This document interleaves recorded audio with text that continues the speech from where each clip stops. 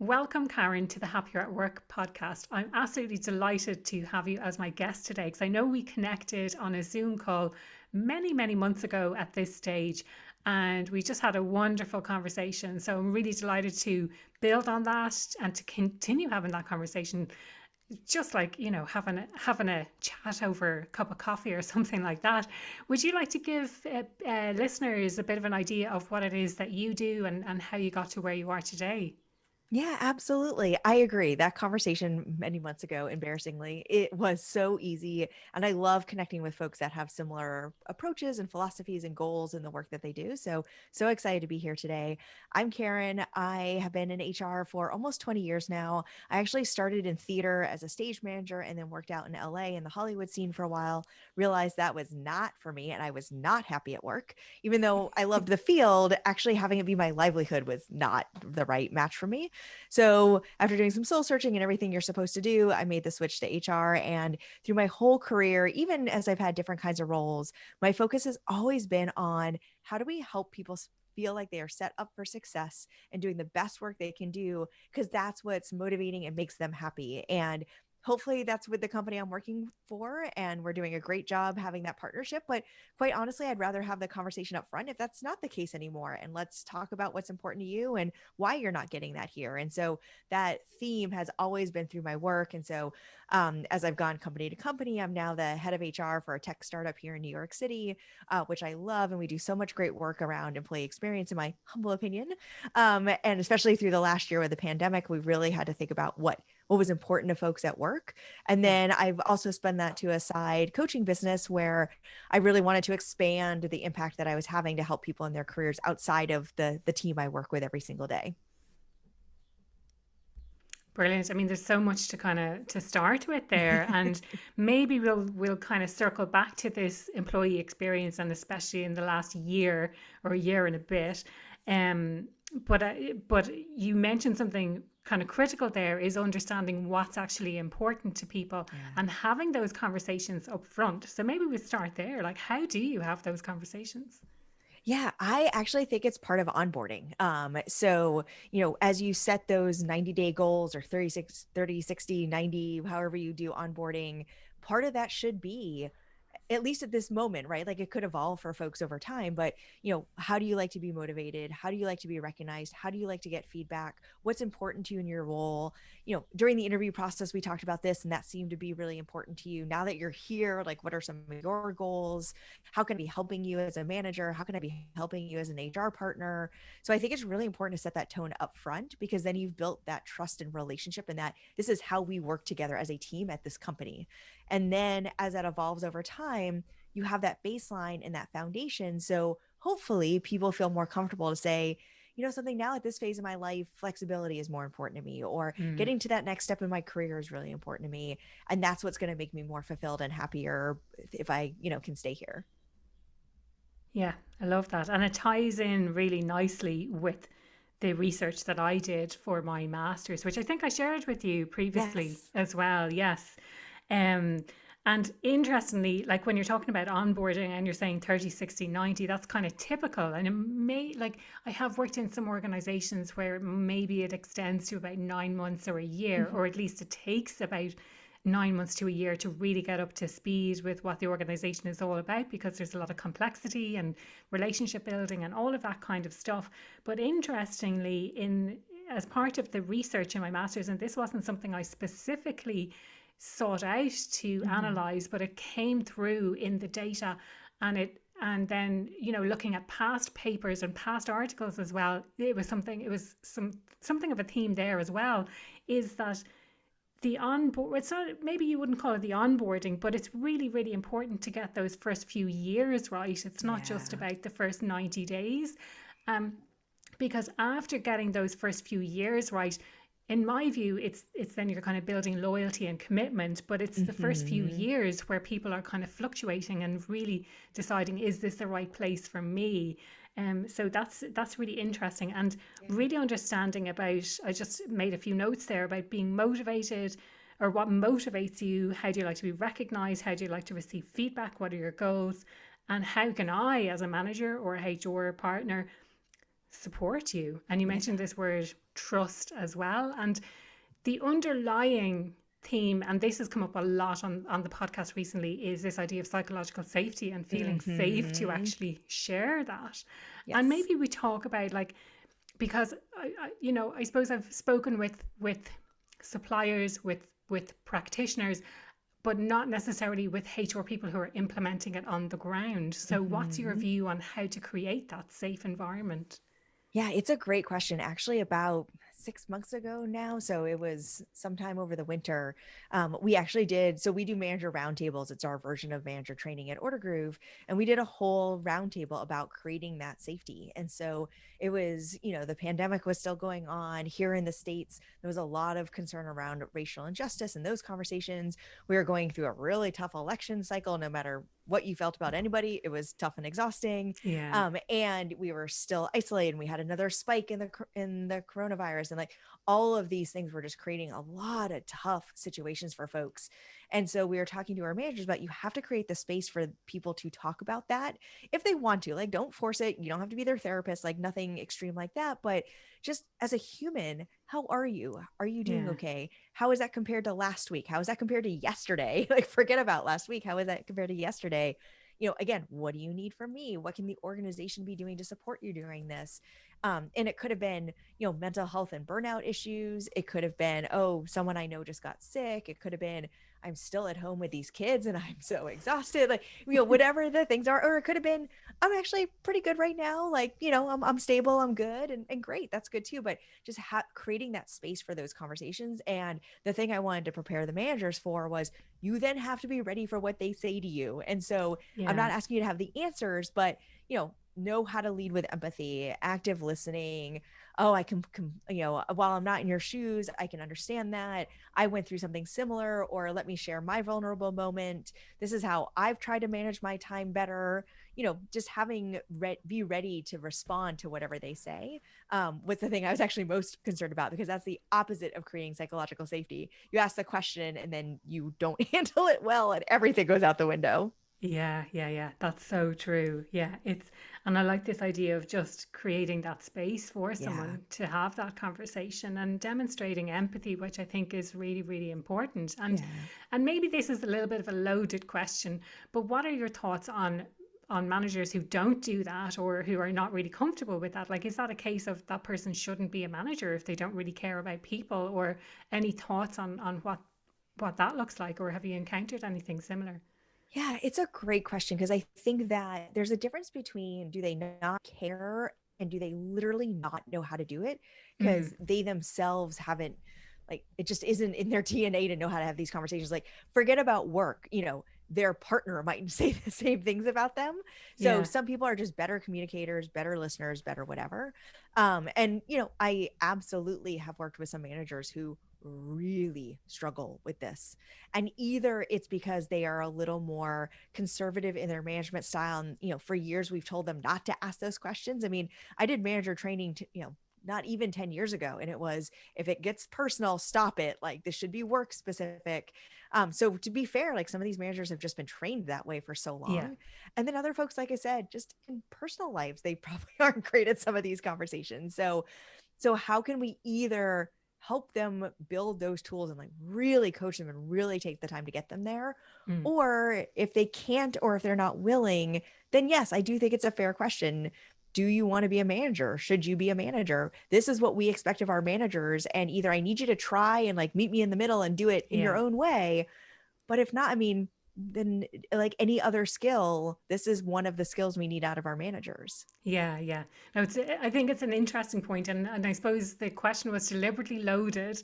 But I really liked what you had to say. Is there is a difference between people who know and just don't really care versus Yeah. people who don't know any better because they just haven't been taught in that way. And I'm Yeah. probably one of those who, when I was training to be a manager, I certainly didn't learn anything about empathy Yeah. and that kind of thing. I'm sure we spoke about listening, but more in the context of the different communication styles as opposed to Mhm. really like that active listening where you're just there to listen and not to respond. So Yeah. really, really interesting points there.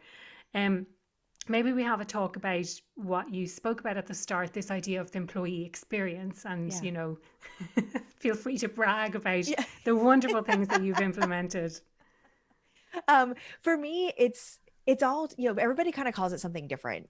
Some people say it's more like their culture or how they live their values or the promise they make to their employees. It used to be employee promise for a while. Like been called different things, but really, what is the environment you're creating for your team, and how do you make decisions? How do you communicate?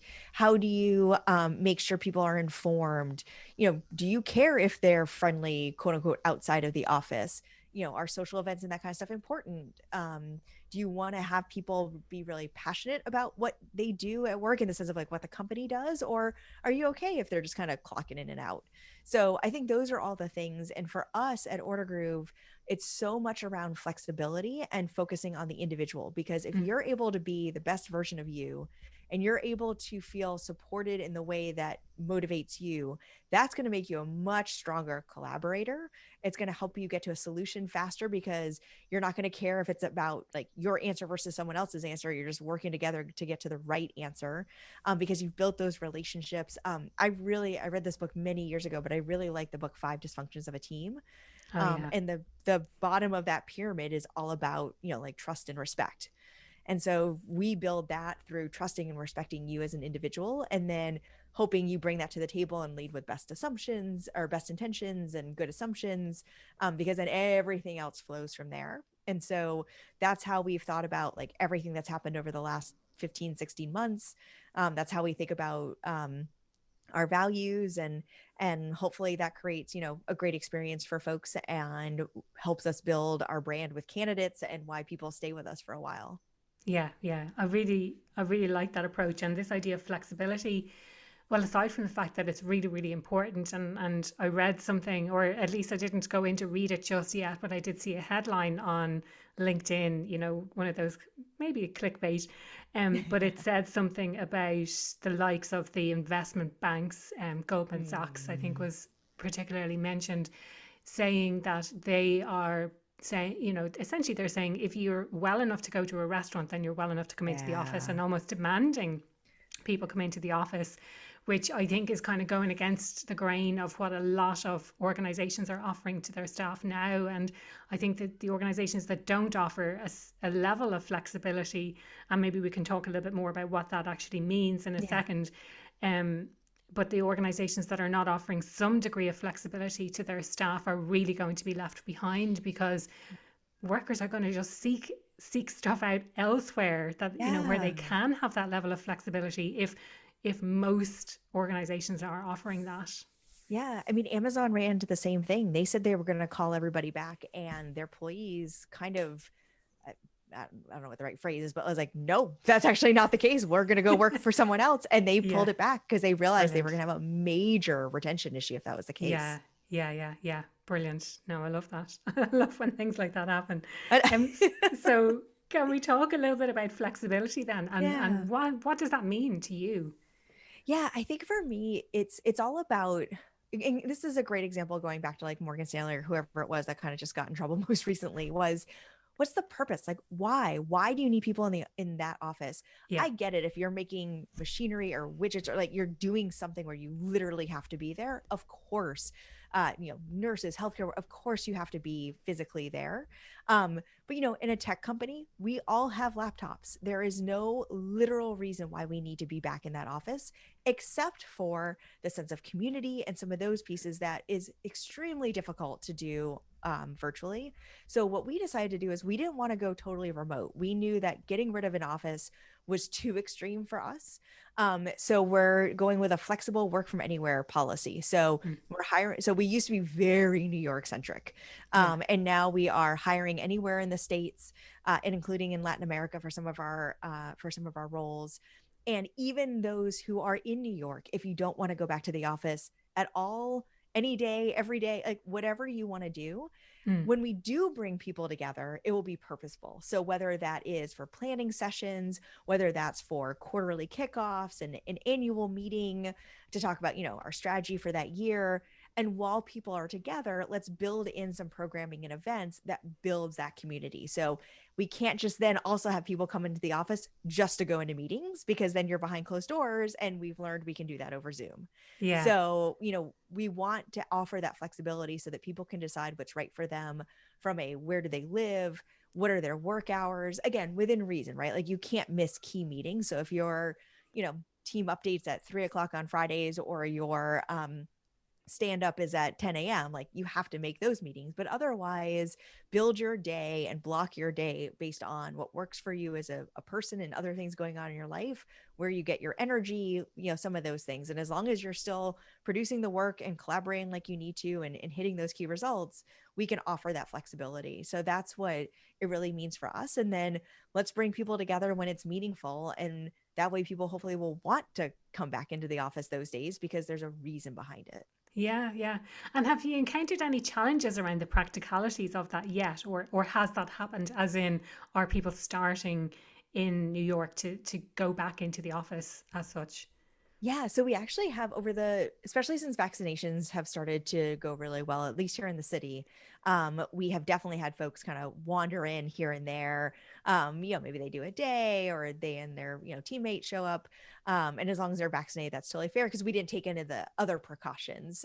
So either we can only have so many people there that have to wear masks because Mm. we didn't, change the vents or whatever, or you have to be vaccinated, and then it's totally fine.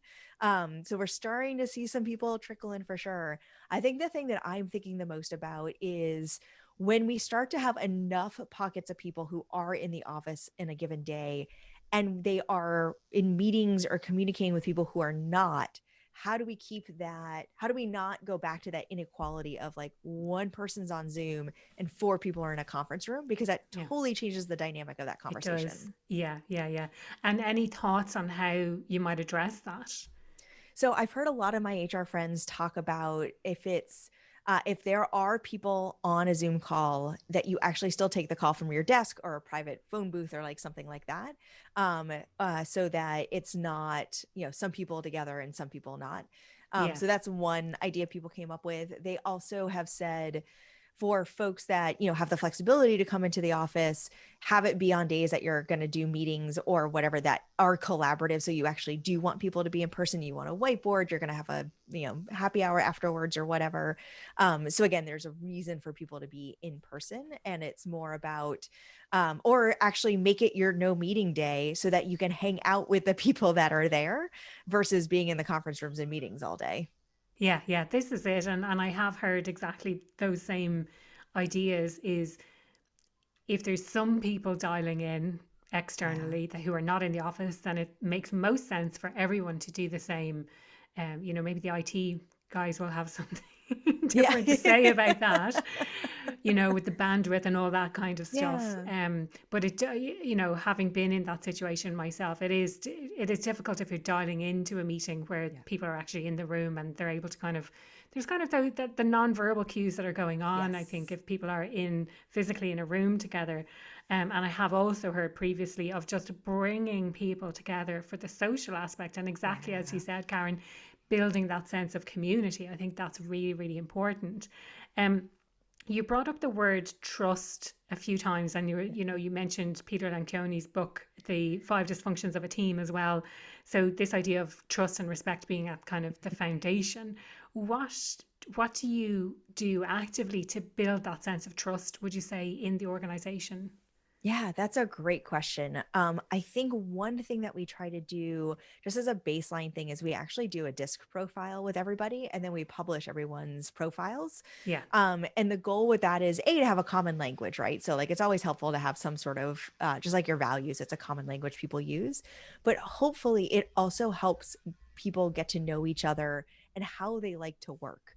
So it's very easy if you are really extroverted and you're working with someone who's really introverted, and the extrovert's like, they just don't want to talk to me, and they start, they just can't communicate, or they don't, and they start going down this path of very bad assumptions. yeah, But if I know that you are more introverted, or I know that you are more data driven, then when I come to you in these meetings, or when I'm partnering with you on something, I'll have that in the back of my mind, and I'll try to meet you somewhere in the middle. And same with me, right? Like I'm really extroverted, so you need to give me some space to babble on because that's the way I'm going to actually get to the right answer. Yeah.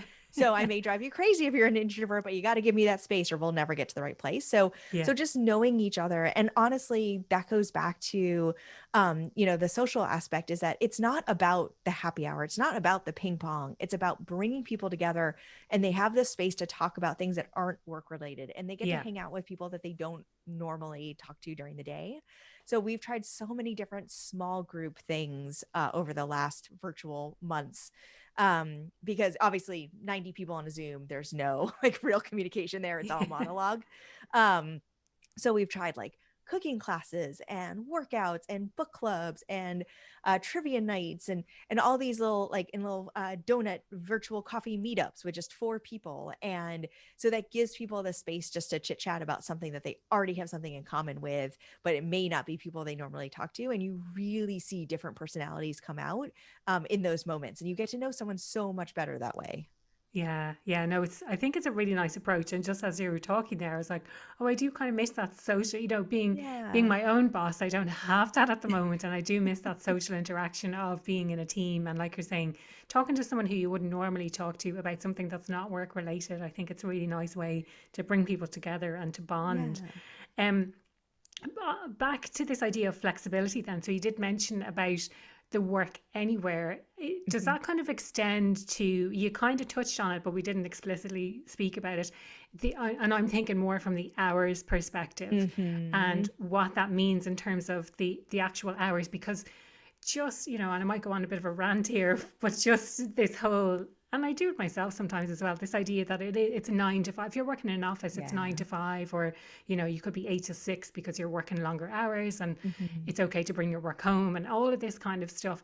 But it's so ingrained in us. And I'm sure I've Yeah. mentioned this on the podcast before, but I do recall a friend of mine saying that she was going to knock off maybe a couple of hours early on a Friday because she had worked 2 additional hours on a Wednesday. And I think Mhm. it's it's that mentality. We still have that idea that, oh well, I worked an extra hour here so I can take an hour here, and that it really defeats the point of what it is that we're trying to do at work. It's not about the hours that we put in, it's about the outcomes that we achieve.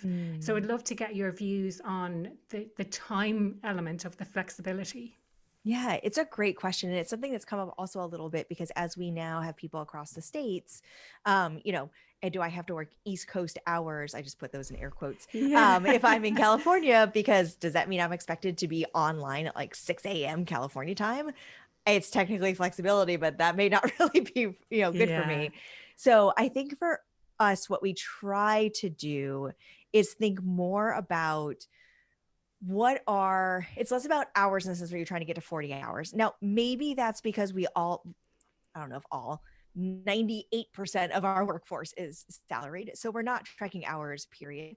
Yeah. But Yeah. I think there is this mentality of, I actually worry it makes people work too much Yeah. because so we've got a couple people that do have kids, and so they have to block certain hours off of their calendar, either because they're remote learning with them or they've come home and they don't have the same support that they used to. Yeah. Or even if they do, kids don't understand why they can't just walk in and talk to you, like, because you're here, so of course I can talk to you, you're home. Yeah. So any whatever the 5 roommates, whatever the home situation is. And so some people can get their stuff done because it actually makes them more productive, or maybe they started their day earlier because they knew they were going to have to log off a little early. But it doesn't mean you have to make up that time. Yeah. Either make yourself more productive and get your what done within the time you do have, or just be willing to jump back in and make sure you didn't miss anything or you can catch up on anything. But it's less about, oh, I was off for 2 hours, so there I have to make up those 2 hours. It's, how do I make sure I get my work done because I don't have those 2 hours? Yeah, yeah, yeah, yeah. No, I think that's a really nice approach, and it does put that focus back on the what is it that I really need to get done. Yeah. And any of the studies that I've read, certainly they talk about if you have less time to do something, you're going to use that time more wisely to Yes. do it. And I can't recall off the top of my head the name of it, but there is something that says, and I'm I'm this person as well. Like if you give me a 3 week deadline, then I'm going to use that 3 weeks, or I'm Yes. going to leave it till the very last minute, because I do work better under pressure. I'm much better Hmm. on shorter deadlines than I am on these kind of long extended project type deadlines, for sure. Um, but yeah, no, I do like that approach, and it's really about, for me, it's about getting clear about what the outcomes are expected of the Yes. role of the organization, and how they all align, and the role that an individual plays in achieving that. What can they Yes. contribute? And I love that you use disc profiling to help people to kind of understand each other better. Essentially, it's not like the stick that you're using to bang them over the head or anything like that, but it's more, oh, this is why this person behaves in the way that they do. It's because of their disc profile, essentially. Um, I'm the kind of person who I tend to reflect more. So if I'm in a meeting, I Mhm. won't necessarily have an answer straight away, but I'll go away, give it some thought, and come up with something quite meaningful in my mind anyway. Um, we kind of started talking about this general concept of happiness at work, and we've touched on a few different elements around psychological safety and trust and flexibility at work and culture and values. Is there anything else that we haven't really touched on in our conversation? I'm sure there's loads more that we could talk about, but I just wanted to give you the opportunity to kind of share something else. Yeah, no, I appreciate that. I think the only other thing, and it honestly ties into a lot of that, is, what does success look like for the folks on your team? And that could be career development. It could be that interpersonal connectivity. It could be, I just like my manager. Or I like what the company is doing, and that is what's important to me. But I think when I feel successful, however I define that, I'm happier. Mm. So, knowing, and again, that's going to evolve, especially if you work with folks for many years. Earlier in my career, I maybe was way more focused on getting that next job and getting that promotion and learning, learning, learning. Now, at this point in my career, it's more about having the opportunity for thought leadership and the space to think about those things. So, everybody has different needs at different times, but Yeah. success to me right now is about building an amazing culture, getting ahead of the curve, and like being strategic, not just always reactive. And then, development for me is honestly like having the space to do, the coaching on the side, which I'm very thankful that I have the support to do that. So, Yeah. so I think knowing what's important to each person through all of the things we've talked about is what Yeah. leads to them being happy at your company. Yeah. Yeah. There's a couple of kind of individual points that I'd love to pick up on there. And it's the idea that, like, I mean, everything that you're saying ties in with the research that I did. So it's this piece of need satisfaction, but Mm, it's not just broad need satisfaction, it's on an individual basis. yes. And so managers need to be able to hold those conversations with their employees to understand what their needs are and what they could potentially be. Because I know certainly if someone had asked me, what are your needs? I'd be like, I have no idea what my needs are. But let me tell you, you certainly know when your needs are not being met at work, and you Yes. feel this great sense of frustration, even if you can't exactly put your finger on Yeah. what's going on or what's going wrong. Um, we touched on the idea of culture and values, and values is kind of another key piece of the pie for me, is understanding what your values are, Mm, and being really clear about that and communicating it in a clear way, and hiring people whose values align with yours. mhm. And this idea then of trust and respect. And I always do wonder, like, because to me they are values. Trust and respect are values that people Yes. hold, but are they apparent in every organization? Are they Mm. necessary in every organization to have that sense of trust and that sense of respect? I would argue yes. It's kind of almost a given that you will be able to trust your employer, and your employer will be able to Yeah. trust you, and that you will be shown a level of respect, and that you will in return show a level of respect Yeah. at work. Because the simple fact of being at work, maybe trust is a little bit harder to achieve, but respect Yeah. certainly, I think, is very much in the individual's control. Yeah. Um, Just to build on that real quickly, when we first went remote, again, it was very uncomfortable for us. And I remember talking to my CEO, and he was talking about friends of his that are, leaders at other companies. And they were saying, yeah, I'm really nervous about, will my employees still work? Are they just going to sit and watch Netflix all day? And Greg was saying, even though this is uncomfortable for us, never once did I question, or any of us question, is our team going to keep working, and like, do we need to have them stamp in and out, or like do some check-ins or whatever? Like, that never even crossed our mind, because Yeah. we trust and respect our team to do their jobs and be good professional Yeah. people. So I think, to your point, it's actually not always there, and those Mm. moments are when you see that. Yeah, yeah, absolutely. And I do remember, like, if you cast your mind back to the start of the pandemic, there was a lot of press about I could picture it in my mind. There was this article in the BBC in particular saying, like, the manager basically wanted people to have Zoom on all day Oh, so that they could be monitored what they do. And there was oh like, certainly I got pitched on my LinkedIn messages for like monitoring software and mm. things like that. Oh, you can monitor your staff's keystrokes so you know whether or not they're Gosh. doing work. So there's Oh, all this kind of stuff, and I know, I definitely wouldn't want to work in an organization that employs those types of systems to track people. But yeah. yeah, like it's extraordinary the kind of things that people will do. So we kind of talked about needs, and needs being at the individual level, and you will have seen the video that I did for my research being on the needs for autonomy, which encapsulates this idea of flexibility. So, time flexibility, location flexibility, and it's a sense of choice and choosing where you do your work and how you do your work, and not being micromanaged, but Yeah. equally having a clear sense of direction of where you're going. Relatedness then is the idea of community that you're saying that you build at work. So bringing people together and putting people together who don't normally maybe talk to each other, to build those bonds and feel Yes. like you actually connect and relate to other people that you work with. Autonomy, relatedness, and competence then is Mm. the last need that needs to be satisfied, and that's, with competence similar to autonomy, you can have too much or too little. So if you have too little, you might feel a sense of imposter syndrome. You might feel Mm. like you're not good enough and question your abilities, and you don't have that sense of self-efficacy. But then having too much, then it's like, I could do this with my eyes closed. I'm feeling a little bit bored, and you get a bit complacent, and you don't feel challenged enough. So Mm-hmm. they're all universal needs, but then people will have unique needs as well. You touched on some of them being, things like the recognition piece, so how are you being recognized at work, and what conversations are you having, and how needs change over time. That's the other thing I think is Mm. really, really important Yes. to recognize. So at different points in our career, we may have different needs. So you mentioned about being a thought leader. You don't start out with that need for being a thought leader, but as you build up your competence in this Yeah. specific area, then that might be something that you go after. And equally, then, at the start, it might be you have different types of needs and much more Yes. level of support from your manager, for example, at that level.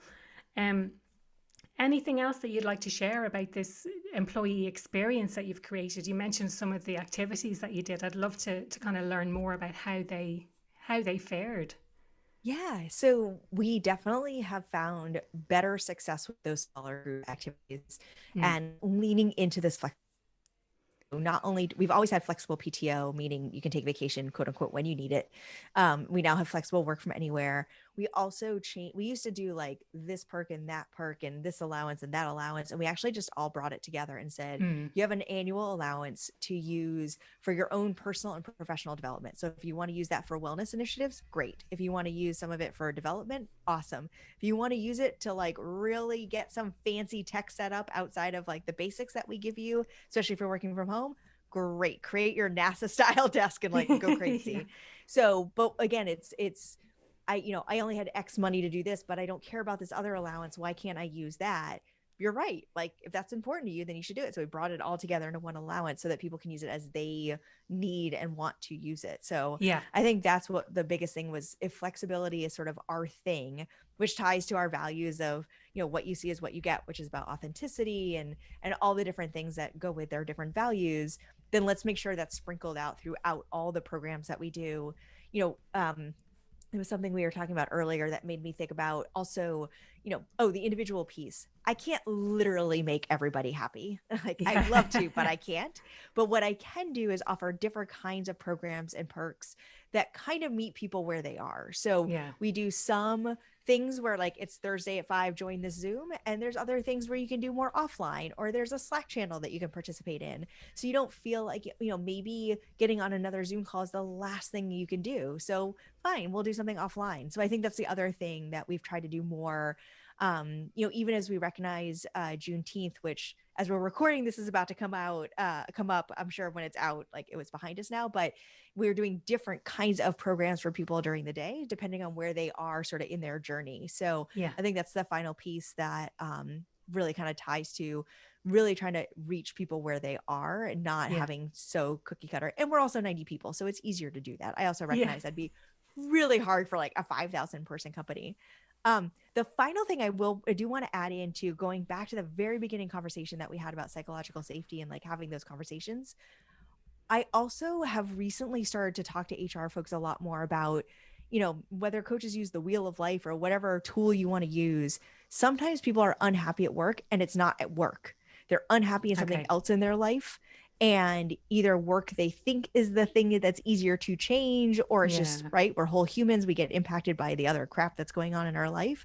So how, as HR people and managers, again, without like diving deeper than is appropriate or people feel comfortable, how can we help them dig through it and be like, is it really the job, or is it because you're in a bad relationship, or you hate where you live, or what you're having financial issues, like any of those things. Yeah. Let's make sure it's actually about the job, and because that's what we can help you with. That's a very good point, actually, Karen. Because just the way, like, I mean, I always like to think of it, you spend so much time at work. And if you're miserable at work, then you're taking that to your other aspects of your life, to your home life, to your friendships, all of that kind of stuff. But equally, if you have financial Yes. difficulties, if you have relationship struggles, anything like that, or if something has happened that's not work related, it can impact then on what's going on at work. So it's a really, really Absolutely. important point to make. And I love this idea of meeting people where they are, flexibility. So you're offering, I suppose what I'm picking up is you're offering flexibility, but you're being flexible yourselves in terms of the types of benefits that you're offering to people. And I always did think like, people like to be treated fairly and they like to be treated equally at work. And you don't want to be like, oh, well, Karen has this and Jane down there, she's got something completely different. Why can't I have that too? And it's like, you can have something that suits you. You don't have to have the same as what Jane has, but you can have something that is suited more to what you're looking for in terms of benefits, in terms of what it, whether it's that flexibility, whatever it might be. But it's I suppose handling those conversations as well, so that people aren't comparing and saying, oh, well, she has that and I don't have that, and those kind of but hopefully you've created such an environment that people are not, they're not defaulting to comparing themselves to others. They're getting what they want, their needs are being satisfied, and therefore they are happier at work. Yeah. Yeah. And it goes back to even just, we do it on social media. I just listened to a great podcast about jealousy, and it's like, okay, well, why are you actually jealous? Like, feel the emotion, totally fair. Then what are you actually jealous about? Oh, well, they went to some fancy place for travel.